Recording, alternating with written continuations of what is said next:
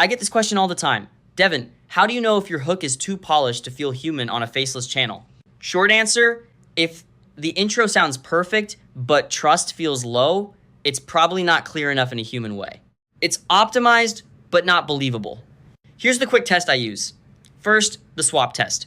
If I can take your first 2 lines and drop them onto 5 other channels without changing anything, the hook is too generic and too polished.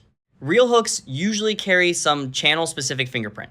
Second, the mouth test. Read it out loud once, cold. If you only sound good when you perform it, it's too written. Human hooks survive a normal read, not just a dramatic one. Third, the residue test.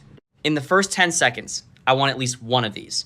A sharp opinion, a weirdly specific detail, or a slight conversational turn like here's the part people miss. If none of that is there, it starts sounding like AI ad copy. My rule is simple. Keep the promise clean, then add 10% friction. A tiny pause. A less symmetrical sentence, one grounded detail. Humans trust texture more than perfection.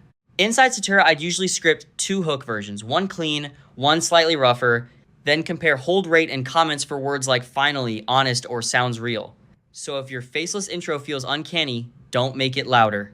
Make it more specific, slightly less perfect, and easier to believe.